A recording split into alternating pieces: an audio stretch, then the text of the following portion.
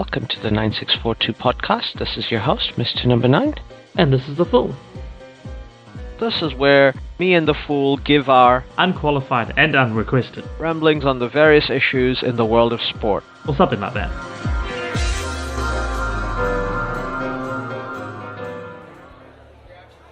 Hello, everyone.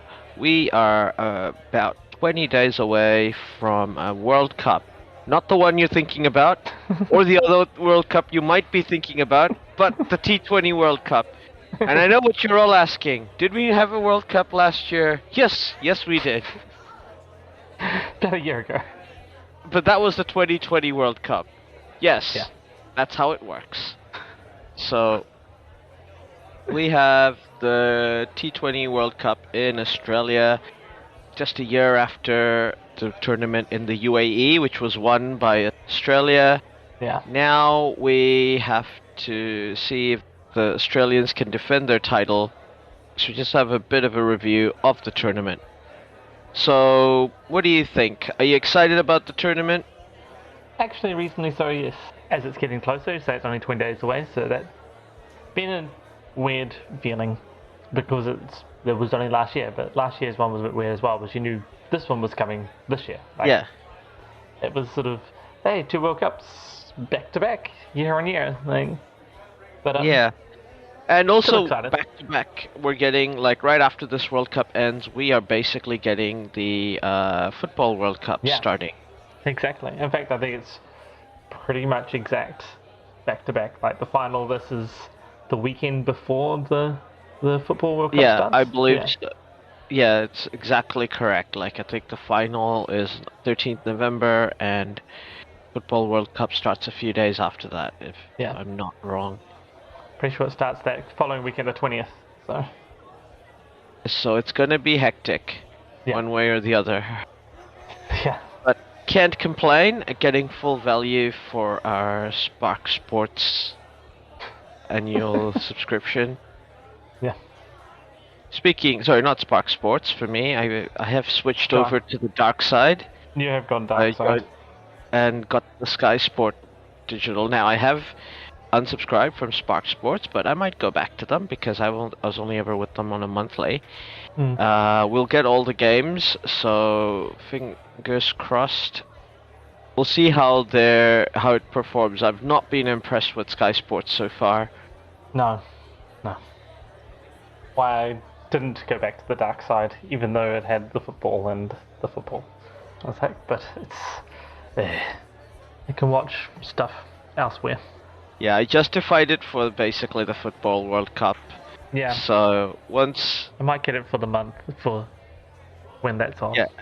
yeah, that's what I told my father as well. He could just get it for the month, and he was like, "Yeah, maybe it's like $40 or something like Yeah. that." Yeah.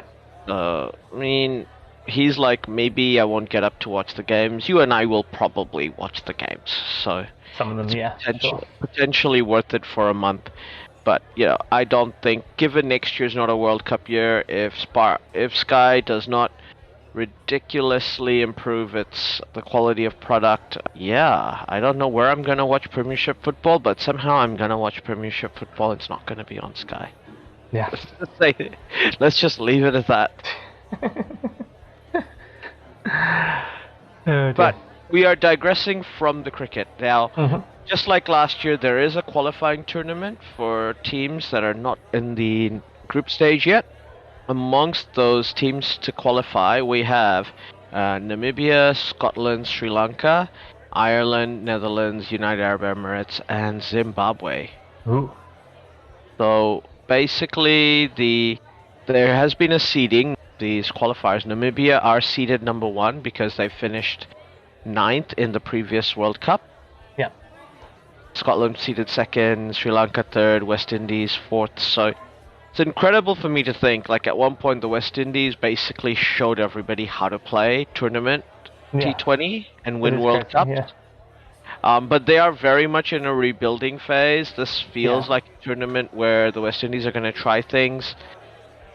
They are hosting the next T20 World Cup in 2024, I believe. All So right. I think that's more important for them. They want to get Yeah. their ducks in a row for that. There's also like a one-day World Cup next year, Yeah. which may or may not be the last ever one-day World Cup. I hope it's not. I hope it's not either.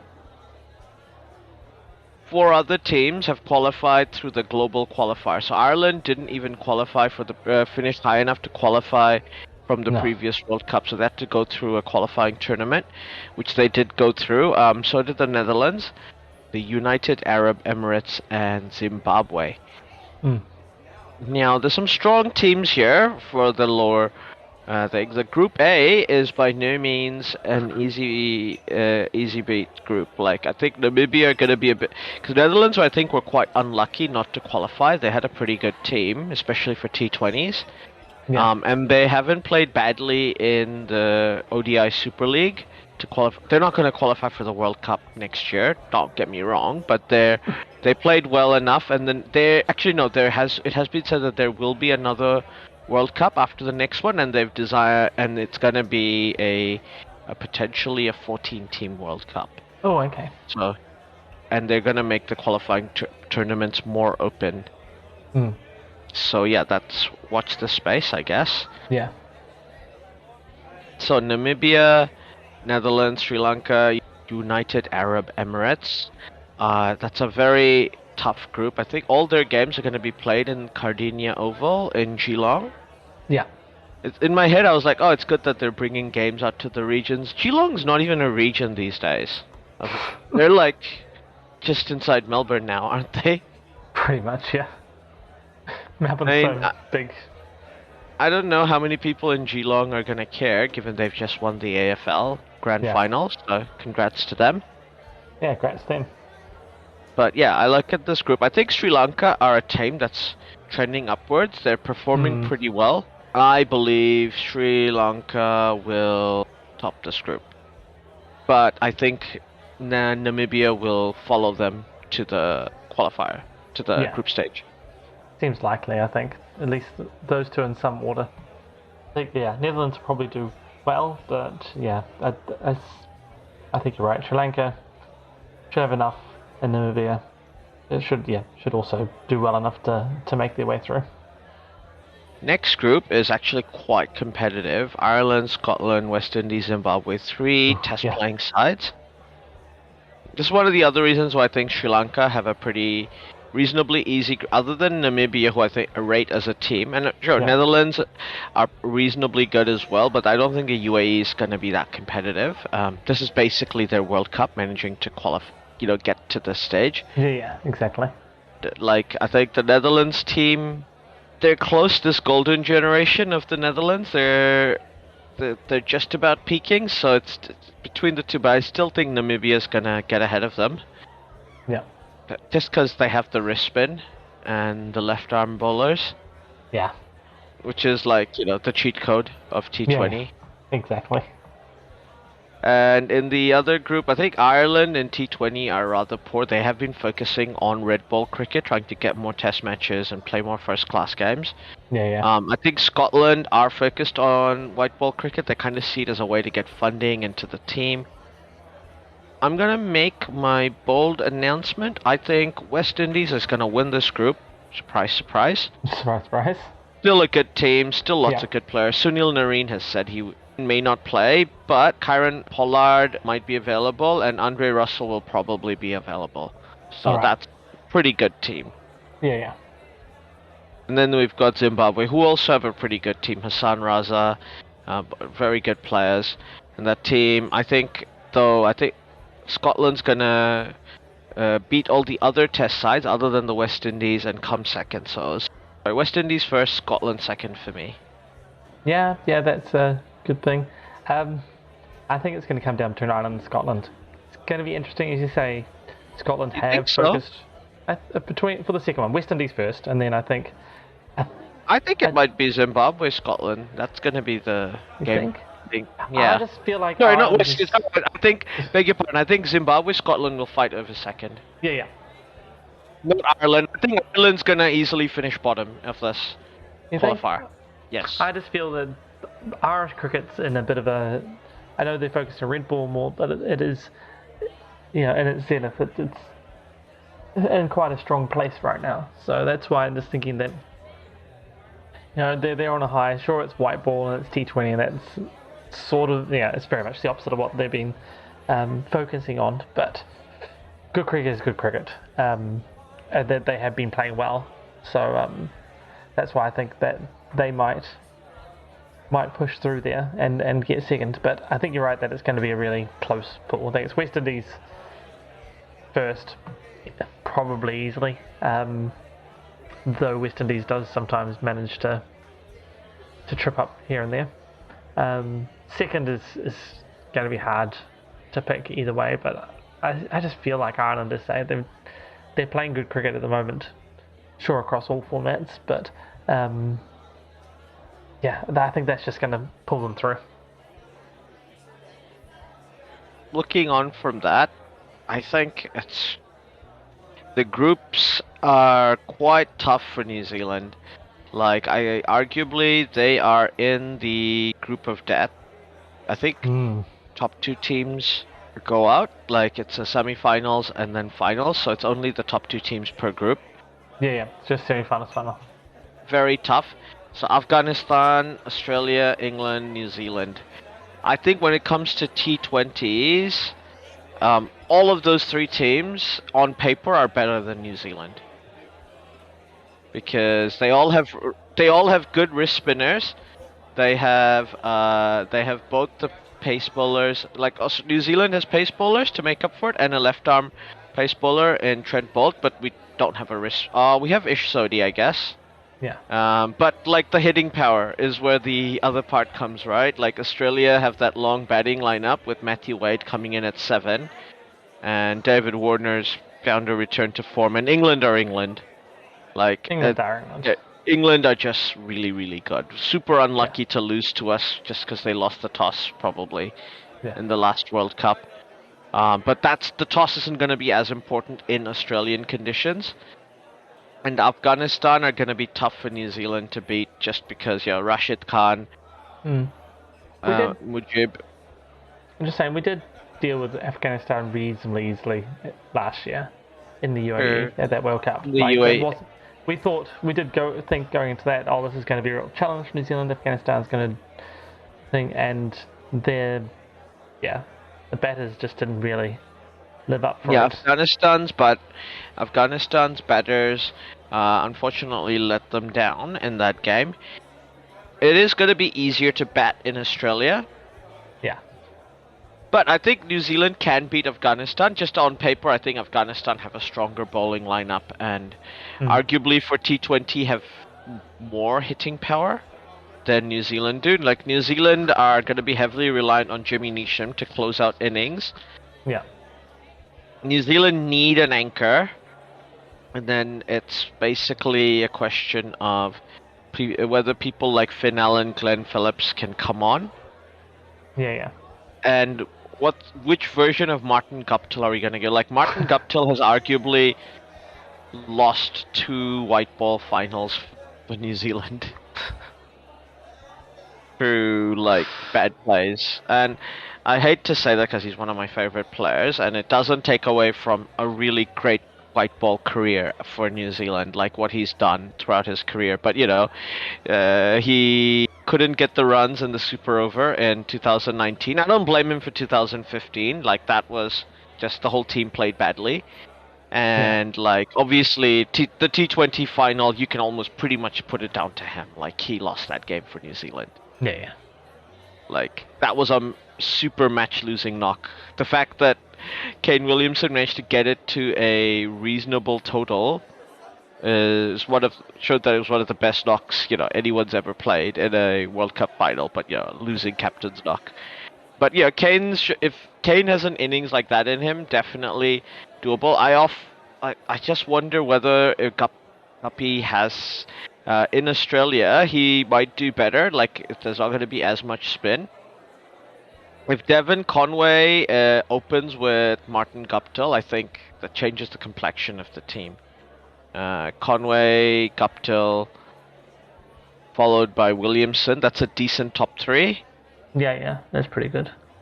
Then you've got Finn Allen, Glenn Phillips, Jimmy Neesham. Yeah. Now, the bonus for New Zealand is Jimmy Neesham is like the fifth bowler, who's probably as a fifth bowler one of the best fifth bowlers you can have. Yeah. So you've got Ish, Tim Southee, Trent Boult, and Lockie Ferguson. Those are locks in the bowling lineup, I think. Just without, if Devon Conway is the wicket keeper opening, you have the option of whether you want to take someone like an Adam Milne. Yeah. Just to get some extra pace, along with Jimmy Neesham, because Jimmy Neesham is a good closer. He's a decent in T20s. He can bat number 6. Yeah, exactly. Because as we said, we've got the top 3. While the top 3, other than Conway, are not, good, are not, don't have like the hitting power. Finn, Allen, and Glenn Phillips definitely can. Yeah, definitely. And so can Jimmy Neesham. So a lot depends on who they pick at number 4 and how that person plays. I think Finn Allen could be a really good number 4. Part of me wonders whether or not Finn Allen should open and Conway should bat at number 4 to be because Conway can pretty much or is it because number 4 is the most difficult position to bat in T20s because you're not quite the backup opener. Part of me thinks whether or not that should be Kane Williamson or Devon Conway, just one of those two potentially. Because Glenn Phillips, I think number 5. I don't want him. I think number 4 is too high. Feels like for him. Yeah, I know what you mean. Just feels a little high. It feels like it'd be better at number 5, and or pushed up if needed. Like things are going so well, but because you agree with me, right? Like the 4 that I mentioned in the bowling, Sodhi, Southee, Boult, and Ferguson, they're locked. Yeah. They have to. Ferguson has to open, and Boult and close, and Boult has to open and close. Those are your, first 4 overs, last 4 overs there, and Ish Sodhi with Tim Southee in the middle. We're out, and it's a question of whether Jimmy Neesham can be there with a couple of overs, and whether we get some overs out of Glenn Phillips, a couple of overs here and there. I don't know if whether we want an Adam Milne to be another frontline bowler, or we want someone like a Michael Bracewell, right arm off spin. That could be good as well. Mitchell Santner. Yeah, yes, also Santner. That's another option in there as well. So, I think that's good.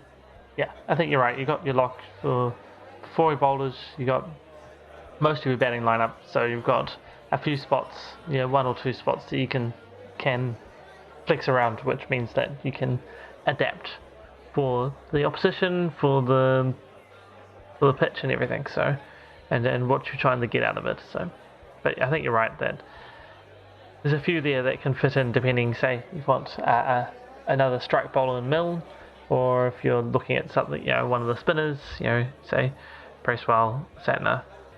Yeah, and Santner could be quite useful as a left-arm spinner, just because looking at Australia, other than Matthew Wade and David Warner at the top of the orders, there's not too many left. There's only those two as left-handers.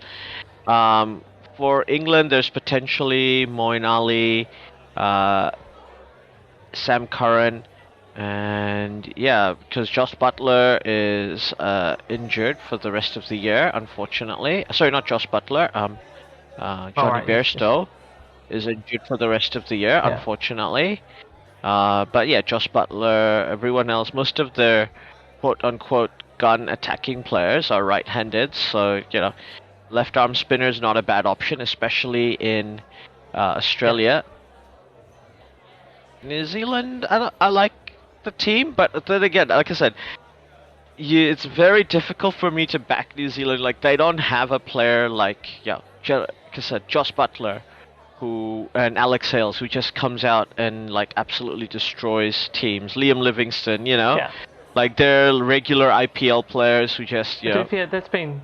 And even New Zealand for the last few years, right? It hasn't been really any individual star that just they're going to destroy the team, but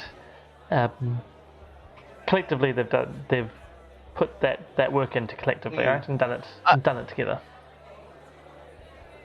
Like, I think with Ish Sodi, Jimmy, Nisham, they're play around enough in the circuit that they're like, yeah, just under the IPL level players, you know, and you've got players like obviously Kane and Trent Bolt are like IPL regulars, and yeah, Saudi's probably in that level as well, like that just below, and Lockie Ferguson is obviously an IPL player, so you know.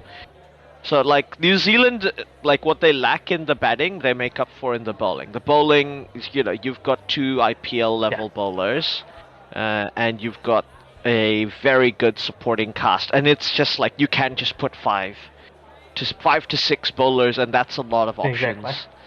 And in T20, that's a good lot of options to have.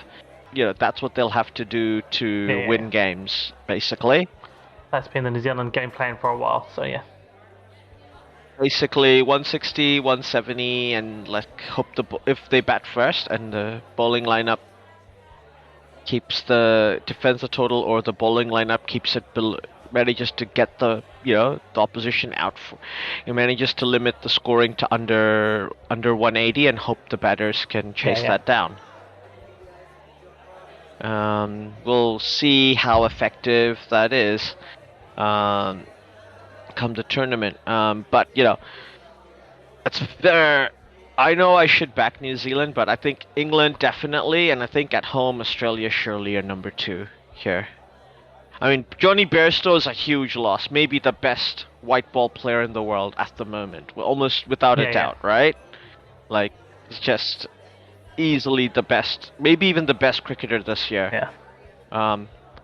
Without a doubt. But, you know, the team are so stacked. England are the one team that can lose a player that good and be like, okay, we're so stacked. No. Right? Like, that's just how good they are. I'm going to be patriotic. Do you reckon they're going to edge Australia out of the group game? I think they I'm just going to say, though I can't see Australia not winning the group at home. So, yeah, New Zealand edging England out of the second spot. So Australia first because they're at home and they're defending. And one place you don't want to have Australians is at home where they're defending something because they're already the best at it. And so they're a year out of being, hey, we're the best at T20 and we're at home. So they're just going to absolutely slaughter everybody. That being said, the one time Australia defended a World Cup at home was the '92 World Cup, and they didn't make it out of the group stage. You do make a good point on that one, but... And New Zealand beat them in their first game in that World Cup, and Australia played their first game against New Zealand. I'm just... yeah. merely stating facts, and that's all. I mean, I would love it to be a repeat, and that it was New Zealand and England going out, but of the group and into the semi-finals. But yeah, I'm. It could come down to net run rate. To be fair, it could come down to that. I'll almost guarantee it. It's a tough enough. It's a tough enough group that could come down to net run rate. But Australia playing New Zealand in the Sydney cricket ground, that's a tough ask. And then they play New Zealand, and then New Zealand play England on the 1st of November at the Gabba. That's, once again, really tough ask. So those are the key games. Obviously, New Zealand play Afghanistan in Melbourne. Afghanistan will have played England by then, so a lot will be riding on how that game is. If Afghanistan gets an upset win against England, they're going to be confident against New Zealand and Melbourne cricket ground. And big ground, Melbourne, so those spinners definitely come into play against New Zealand. Like, if you're Afghanistan and New Zealand pop out with Martin Guptill opening with anyone for this at this point of the tournament, do you just put the ball in Rashid Khan's hands and go, yep, they've given us a free top order wicket, let's just take it? Yeah, I mean, that will be the challenge, right? And that will be an interesting battle if that occurs, but it could be crazy. And because there's some good matchups for Afghanistan here. They play England in Perth. That stadium, that could be a tough stadium for them to get the win against England. But it's possible with their bowling lineup, and they have decent players. Melbourne, like it's a very that'll bring their spinners in, but so will New Zealand spinners be in the game. But as good as Ish Sodhi is, and you know how much I love Ish Sodhi and I rate him highly, Rashid Khan is arguably the best T20 bowler ever. There is that. Like, there's just... If I consider David Warner to be the best T20 batter ever, maybe Joss Butler is close, because he can... Like, I'm not talking about wicket-keeping, not taking that into account. If you take the wicket-keeping into account, Joss Butler is arguably the best T20 player ever, because he's a wicket-keeper who opens the batting with like a 160 strike rate. I'm sorry. Crazy. But David Warner is a 160 strike rate guy who averages in the 40s in T20. Like, that's crazy. And like, David Warner is that rare player who, after the power play, increases his strike rate. And he goes in the power play at the 150 strike rate. So that just tells you like how dangerous he is. He doesn't slow down for a long innings. He's just like, let me beat the shit out of you and get you down while you're here. And then continue to beat the shit out of you. Yeah, basically he just doesn't stop. Like, a lot of that is because when he's chasing, he just goes, okay, we do a really good power play. We've reduced the target really badly. Like, how about we just keep going hard, because I've done my job, but the more runs I get at a high strike rate, the more pressure you guys have in defending. And it's like a very effective strategy. It also has the benefit of, if he does get out, the people coming in have a bit of buffer. Like, he's put in, he's got the run rate right down, or the required run rate right down. If you've gotten 40 odd runs at 15 odd balls in the power play, you've done your job as an opener. Don't undo the job you've done in the middle overs. Exactly. Like, at that point, like, just keep going. Like, there's such a big slowdown, like, especially players like Brendan McCullum, Chris Gale, but Brendan McCullum to a degree I understand, because he was carrying that New Zealand batting lineup in a lot of those in his T20 career. But Chris Gale didn't need to do that. The West Indies were stacked.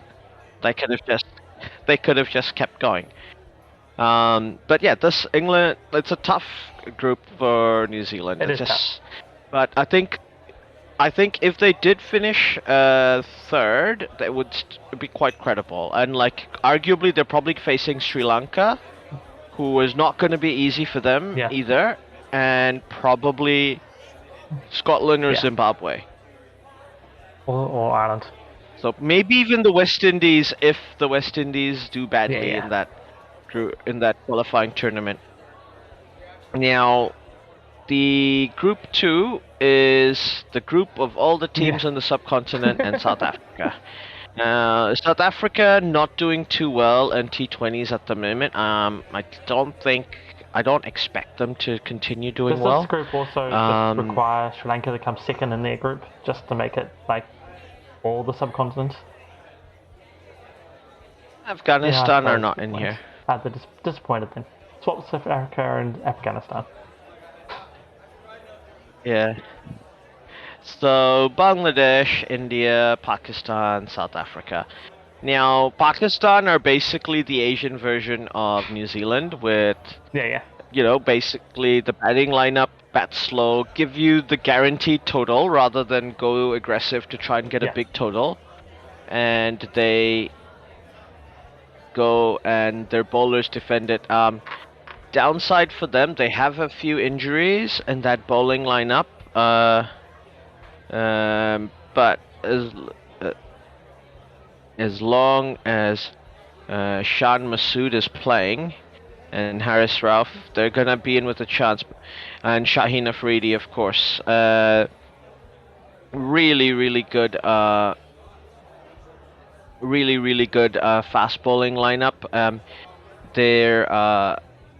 Their spin bowling is reliant on Iftikhar Ahmed and Kushil Shah, and Usman Qadir. We'll see how it goes. the T in Australia, they've never.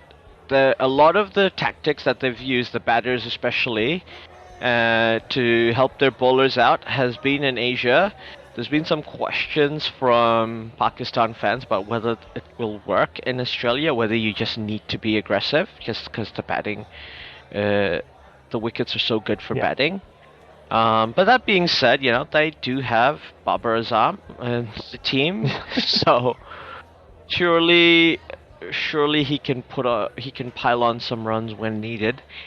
Shadab Khan as well, Mohammad Rizwan, who's also gonna wicket keep. Like, they've got a very strong, balanced team. I think I am inclined, as much as I would love to see Bangladesh go through. Bangladesh are currently not a good T20 side. There's just no hitting power in this team. And without that and they don't have the bowling lineup to do what New Zealand and Pakistan do. Like, sure, Mustafiz Rahman is a genius. Like, he's a unicorn amongst unicorns. But he's basically a spin bowler who bowls at 120 to 130, left-handed. But once the teams know that if they see him out, it's very tough for Bangladesh to get other wickets. I mean, they do have reasonable other white ball bowlers in the team, like Taskin Ahmed, and Ibadat Hussain, who obviously got a 6-for against New Zealand when they came to tour earlier in the year. But the bowling lineup is still not good enough, I think, to defend the totals. Like, they're so reliant on Shakib Al Hassan to get a good total in this team. Liton Dash, obviously good player, I think, and if Nurul Hassan is wicket keeping, then he's a bit of. Unfortunately, if Nurul Hassan is wicket keeping, Liton Dash is a bit of a liability on the field. So we shall see how this team plans out. Like, I think they'll probably finish below South Africa. South Africa come third in this team. Like, I don't see whoever qualifies from the other tournaments, which is likely to be A2 is likely to be Netherlands or Namibia, and B1 is West Indies or Scotland or Zimbabwe, in my opinion. None of those teams, I think, can really outmatch Pakistan. And the reason why I'm not mentioning India is, of course, India's gonna finish top of this group, okay? Like, do we even need to explain why we think that's this? That's just a given. Like, this is India's group. Like, everybody else is playing for the second spot. Yeah, so Rohit Sharma, KL Rahul, Virat Kohli, Dinesh Karthik. You've got 4 incredible players. Like, but the thing is, does Virat Kohli start in this team? That's been the question they've been asking, because Rohit Sharma and KL Rahul have slowed down in their strike rates. They're gonna if they open, you maybe want a number 3 who is gonna start hitting the ball. But and Rishabh Pant, for whatever reason, in T20s bats very slowly compared to what we might think he would do. Exactly. Deepak Huda is in the team, who can also bat second, but like Dinesh Karthik's their closer, incredible player, in my opinion. Arguably the key man in this team. If India win the World Cup, it'll be because Dinesh Karthik has had a big tournament, in my opinion. Then Jasprit Bumrah. That's the thing. This is the bowling lineup: Jasprit Bumrah, Aksar Patel, Ravichandran Ashwin. Look, this is the team that Jadeja wasn't good enough to get into. That's all I need to say. Exactly. And he's not even in the standby. No. Like, that's how good India's bowling lineup is. Like, Yuzvendra Chahal will play.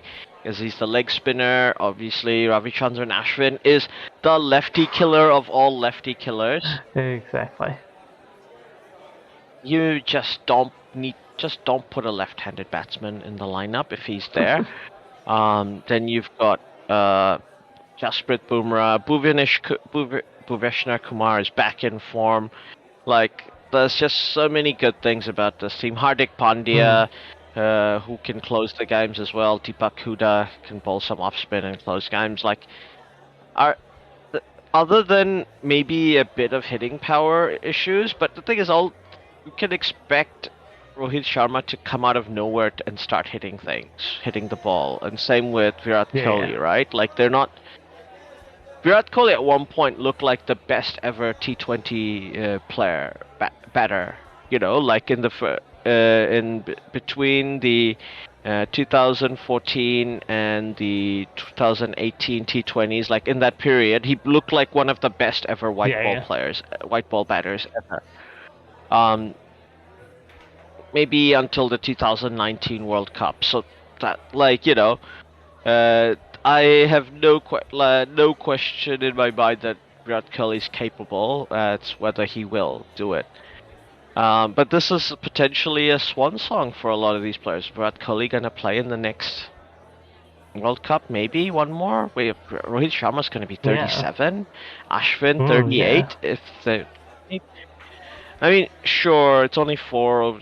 DK Dinesh Karthik will be 39, so.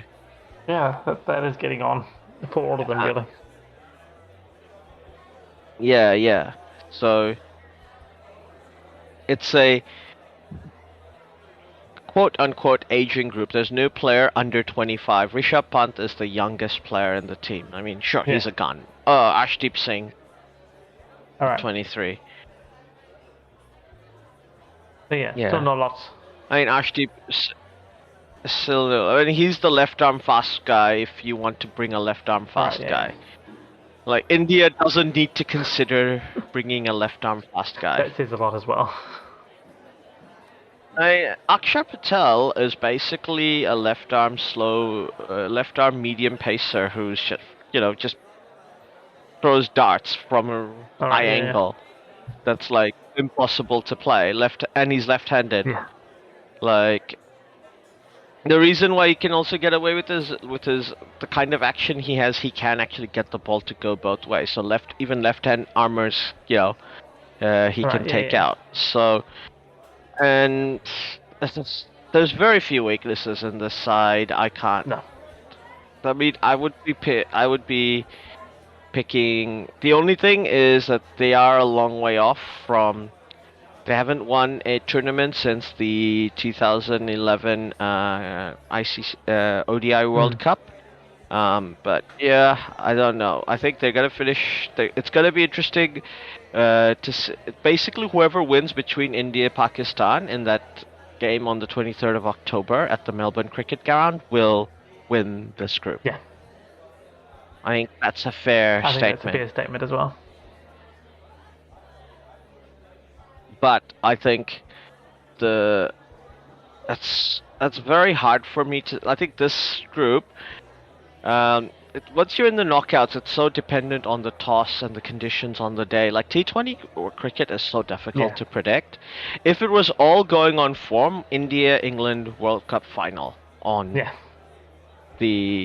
is what we should be expecting on the 13th of November. And it'll be a gun game. Both sides will hit the ball hard, have incredible bowlers, Yeah, exactly.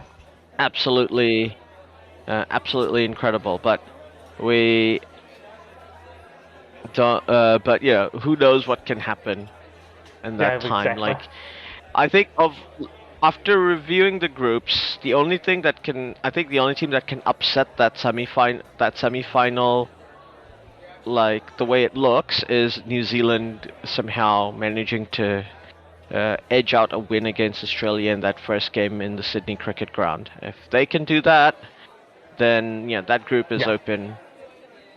Like, Australia do have some weaknesses in their side that can be exploited. Australia don't have a perfect team. Like, England arguably have a perfect team, so you have to be perfect to beat England. You have to be perfect to beat India. You don't have to be perfect to beat Australia, Afghanistan, or New Zealand. Exactly. No, I agree with that statement. Like Australia have a fifth bowler weakness because they usually go with the long batting lineup and if Matthew Wade is batting number 7, then Australia basically have Hazelwood, Stark, Cummins, and probably either Ashton Agar or Adam Zampa, probably Zampa. And there you go, your 4 bowlers, and they have to get like 4 overs somewhere in the middle overs. So if New Zealand, the openers, don't get out and manage to get a decent-ish total in the power play, like I'm talking maybe 40, 50 runs without losing only 1 wicket, like there are middle overs there that they can cash in, especially someone like Devon Conway or Finn Allen if he were to open. I'm almost wondering if I've convinced myself to it. Like New Zealand should just open with Finn Allen and Devon Conway and have Kane Williamson bat number 3. Yeah, and Guppy doesn't play, or Guppy's 4. Guppy maybe have to be 4. Or I like the idea of Conway being a 4. Yeah. I think if you lose a wicket in the first over, you bring in first 2 overs, you bring in Kane Williamson. If you lose a wicket in the 3rd or 4th over, you bring in Devon Conway. Yeah. That's how I would do it. If you're not going to open with Conway, if you're opening Guppy and if you're opening Guppy and Allen, that's how I would do it. That makes some sense. Yeah. But I agree with you that Conway feels the more natural 4 than anything else. Though at the same time, I like him opening as well. So I love him opening. But is there another 4 in that squad? Who else could bat 4 in New Zealand? Like I think it's too low for Williamson because he needs to be that backup anchor if we lose an early wicket. Mark Chapman could bat number 4. I think otherwise though, you're right. That's a bit too low for Williamson, but he's the only other one. It's too high for Phillips. It's too high for Phillips. Definitely too high for Phillips. But I look at it and go, if it's not Conway, it probably has to be Williamson. But the same thing, like you just have a float, maybe you put Williamson as number 3, and then I don't know, whoever. I think potentially number 4 is too high for Michael Bracewell as well. Oh, Daryl Mitchell, of course. Daryl Mitchell should open with Finn Allen. There you go. Okay. Done. We've fixed it. Daryl Mitchell will open with, and he's a bowler too. Daryl Mitchell will open with Finn Allen, Kane Williamson number 3, Devon Conway number 4, but floater with that order. Like Conway can come in number 3 depending on when the wickets are lost, and like if they don't lose a wicket after in the power play at all, and it's like in the 5th or 6th over, definitely Devon Conway should be the next guy in. In my opinion, because he starts quicker and like can put on more runs later on than Kane, and at that point I think Kane's almost like, yep, I'm not coming in unless we need to hit out at the end, because he can do that. Because he doesn't need to worry about staying in and just hitting out. He can do that, but he can just let the hitters take over at that point. I know. I like Kane coming in anyway, just because he crafts the innings better. Like he makes sure that the. But would you rather have Kane Williamson need that 5 to 10 balls to get into it? And then and not have enough balls left because it's at the 5th or 6th over, as opposed to the first 2 or 3 versus Devon Conway, who will start right off the bat and like actually get a higher strike rate at the end. If he stays. To me, it's the balance between. I guess it's who's at the other end, and how. The one thing Williams does very well is rotate the strike. Right, as I say, it's managing the entire innings. as opposed to his individual innings or his strike rate. It's There is a question of whether we just open with Conway and Daryl Mitchell, the World Cup opening, left hand, right hand, which is obviously a good combo, and not mess with that. And then we've got Kane and Finn. After that, Finn Allen, but I feel like, do you want to waste? Finn Allen is the most explosive batter in the squad team by far. Yes. You sort of do want him to go and like almost hit the top and just hit out. And we have no need for him to be a closer, because Jimmy Neesham, Mitchell Santner, Ish Sodhi, Tim Southee are all very capable lower down the order. Lockie Ferguson even. And Glenn Phillips as well, if he stays out, batting number 5, if he's down, if he's there at the death, he's also a capable closer. So we've got the close is done, and if Michael Bracewell plays, also very capable closer. So we've got those guys, but Finn Allen is the most. Nobody can explode at the start like Finn Allen. And if you're opening with Finn Allen, you just go, Daryl Mitchell just does everything we need him to do in the team. Finn Allen opens with Devon Conway, Daryl Mitchell number 4 with Kane Williamson. That's the solution, isn't it? Like, that just happens. That just has to be how it is, because I don't know if New Zealand will do that, but like I said, I think one of because it's a stronger batting surface, better batting surfaces in Australia, I would be loath to waste the potential of someone like Finn Allen. Like, he can do the things in this team that the others can't, like as a batter. Yeah, you make good points. And if he and Conway can get the team to a decent start, even if he gets out early, like if he consistently gets 30 off 10 throughout the tournament, that's all you need to get Conway started, right? 30 off 10 means he's out in the power play. Kane Williamson comes in, that's fine. Where because Daryl Mitchell can do the 4 at that point. And he's also another bowler. And Glenn Phillips 5, Jimmy Neesham 6.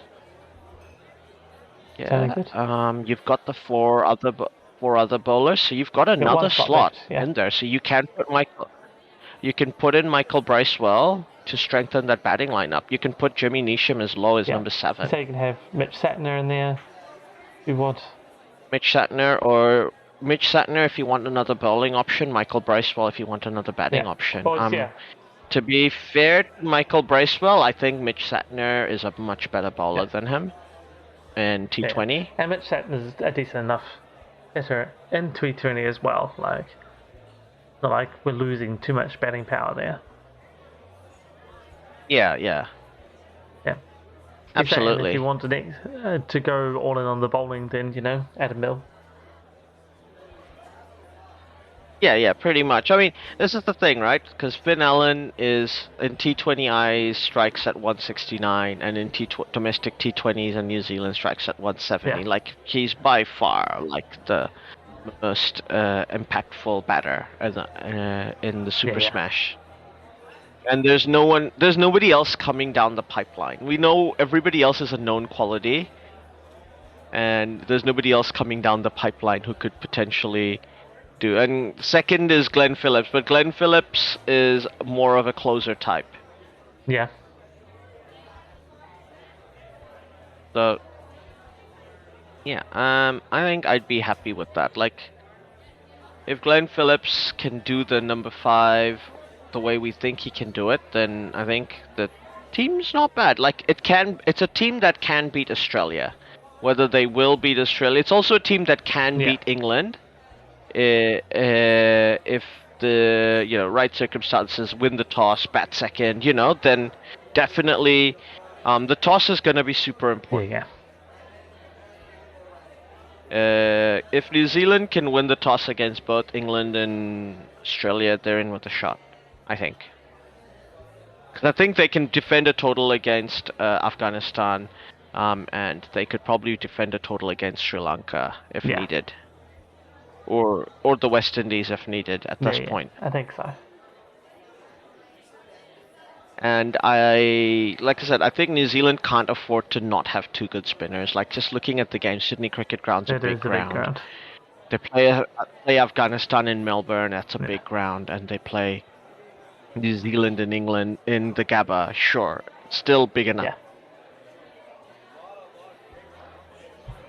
Like the weakness is the lack. No, actually, we do have a wrist spinner. Why do I keep saying that's the weakness? No. Bangladesh that doesn't have a wrist spinner. That's the weakness. But yeah. Ish Sodhi, if they can make Ish Sodhi and Mitchell Santner strangle, and Ish Sodhi can bowl in the death with his leggies. He has in the past. In the right condition. Depending on the conditions, so there's a few games in there where he might get to do that, so yeah, definitely, yeah. But it's Australia at home, right? And it's England. It could just be New Zealand and Australia in the semis. That's what I was picking. But do you think Baz is going to lose to New Zealand? Good point. Oh wait, no, it's not Baz. It's Matthew Mott. Yeah. So yeah, no, it'll be interesting to see. Yeah.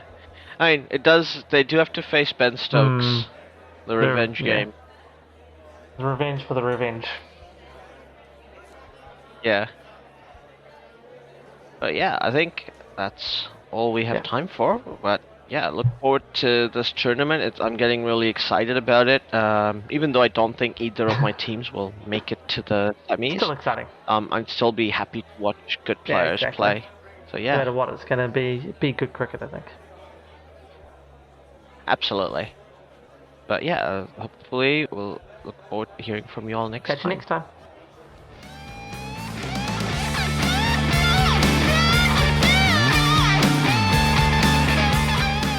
Well, that is the end. Thanks for listening all the way through. If you liked what you heard, we have even more. Find 642 Discord and a Buy Me a Coffee. Pretty sure it's Buy Me a Beer. Oh yeah, buy me a beer on buymeacoffee.com. In both these places, you can talk to us, and we may even listen, especially if you do buy a said beer or coffee. I might still be confused. Yes, we're easily bribed. All links are in the show notes below. Don't forget to like and subscribe. This is on YouTube.